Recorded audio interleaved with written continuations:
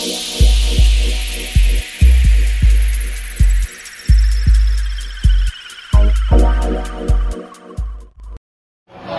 I would like to invite everybody to visit CAMSUR for the 22nd HAT Congress this November. We're very much prepared for the HAT Congress. We're building 2 convention centers. We're upgrading our hotels. Accommodation-wise, we can cater to 4,000 guests. We're accessible by plane, by land. It's going to be a great event, great speakers, great parties.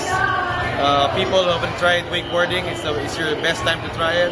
Try Caramuan Peninsula, where the Survivor are filming. Waisan beaches, pristine areas, nature. So I think the best place to be this November is CAMSUR for that Congress.